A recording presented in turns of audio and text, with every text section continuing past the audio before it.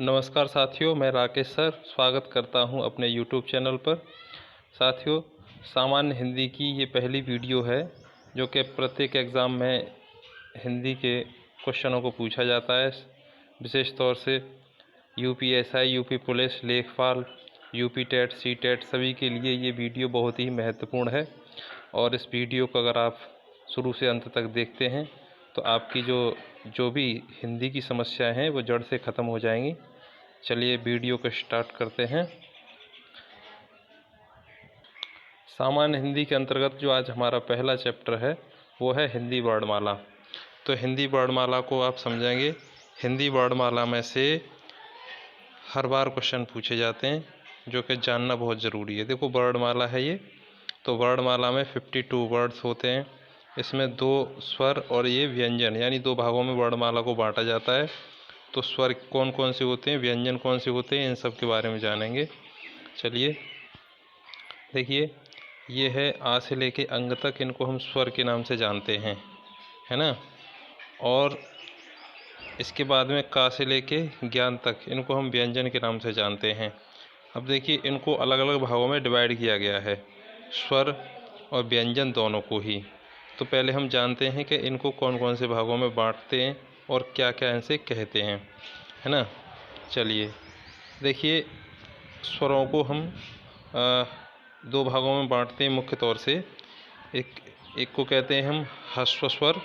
ह्रस्व वे स्वर हैं जिनको बोलने में कम समय लगता है, यानी एक मात्रा का समय लगता है, उनको हम ह्रस्व कहते हैं। जैसे छोटा आ, छोटी ई और छोटा ऊ और ऋषि, ये आते हैं ह्रस्व स्वर में। दीर्घ का मतलब होता है बड़ा, तो दीर्घ में 2 मात्राओं का समय लगता है, जैसे बड़ा आ, बड़ी ई, ऊ, ए और ए, ओ और बड़ा ओ। तो ये स्वर ह्रस्व और दीर्घ, इनको आप ज़रूर ध्यान रखें। देखो, इसके बाद आता है संयुक्त स्वर कौन से होते हैं। तो ये संयुक्त स्वर कहते हैं छोटी ए, बड़ी ए, छोटा ओ और बड़ा ओ। संयुक्त का मतलब होता है कि 2 वर्णों के मेल से मिलकर के बनते हैं ये, है ना। तो इसीलिए इनको संयुक्त कहते हैं। चलिए आगे देखते हैं, व्यंजन के बारे में जानते हैं। देखिए व्यंजन, देखो एक चीज़ और बता दें कि इन स्वरों की जो संख्या 11 मानी गई है। कितनी मानी गई है? 11।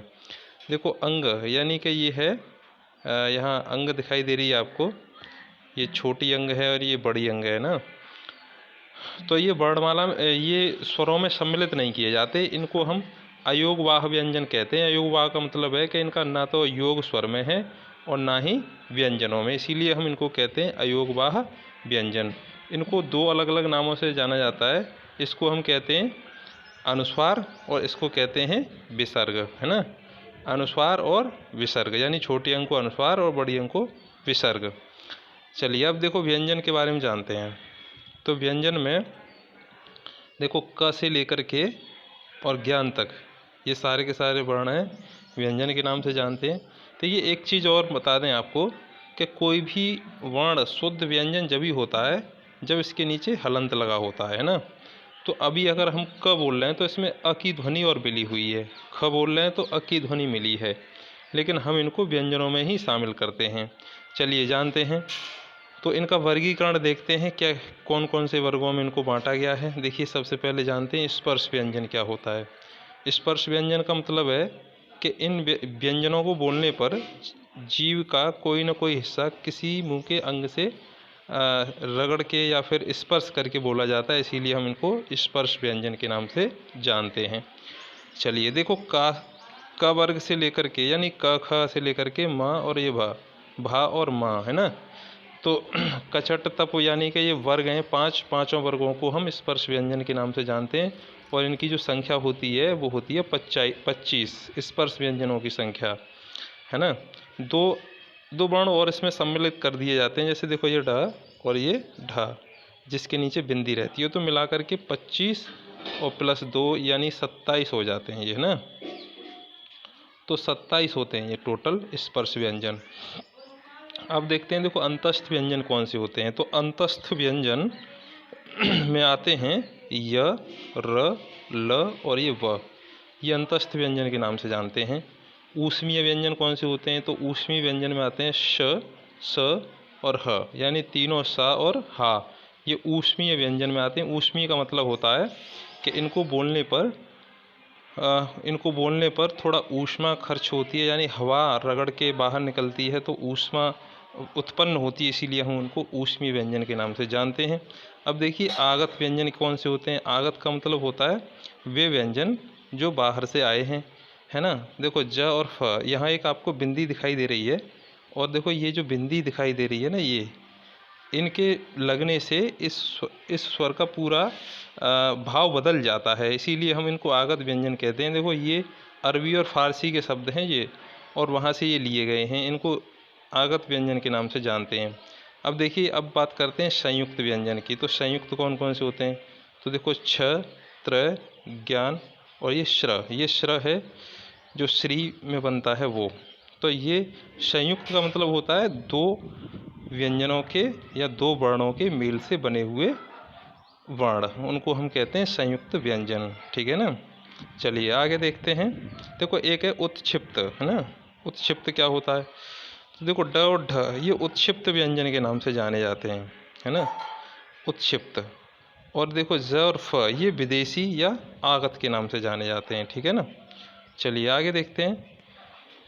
अब देखो एक चीज़ और बता दें, यहाँ पर स्वरों की संख्या हमने बताई 11 होती है, और व्यंजनों की संख्या यहाँ 41 दी है। लेकिन एक चीज़ और है कि यहाँ मूल स्वरों की बात अगर करें तो 33 होगी, यानी मूल व्यंजनों की बात की जाए तो 33 होती है, और मूल स्वरों की बात की जाए तो 11 होती है। और अगर वैसे लिखित रूप में अगर पूछा जाए व्यंजनों की संख्या कितनी है, तो वहाँ संख्या होगी 41, यानी। अच्छा अब देखिए कुछ चीज़ें और हैं, जैसे मूल स्वर कौन से होते हैं। तो ये मूल स्वर में आते हैं आ, ई, ऊ और ऋषि। आगत स्वर, आगत का मतलब है देखिए यहाँ पे जो ये बिंदी लगी है चांद, तो इसको हम आगत स्वर के नाम से जानते हैं। देखो अग्र स्वर कौन से होते हैं। छोटी ई, बड़ी ई, छोटी ए और बड़ी ए। अब होते हैं मध्य स्वर को कहते हैं अ। देखो ये मध्य और आगत या अग्र या पश्य, इसका मतलब होता है कि मुंह के कौन से भाग से बोले जाते हैं, तो इसीलिए हम उनको मध्य, अग्र और पश्य के नाम से जानते हैं। देखो पश्य का मतलब है आ, ये मुंह के हमारे अंदर से ध्वनियाँ निकलती हैं, आ, ओ, ऊ, ओ, आ, तो ये पश्य हैं। अब देखिए समृत है ई और ऊ। विव्रत स्वर है आ, ए और ओ, है ना। चलिए आगे देखते हैं व्यंजनों का उच्चारण स्थान। तो जो हमने 27 व्यंजन बताए थे स्पर्श व्यंजन, उनको यहाँ देखेंगे और उनका उच्चारण स्थान कहाँ कहाँ पे है ना। तो हमने पहले वर्ग जानते हैं कि वर्ग क्या होते हैं, ठीक है। तो देखिए सबसे पहले है क। ये का वर्ग में कौन कौन से वर्ण आते हैं, क, ख, ग, घ, ण। ऐसे ही ये है च वर्ग। तो च में छ, ज, च, छ, ज, झ, ज। तो ये इसके बाद में ट वर्ग। देखो क और च और ट, त और ये प।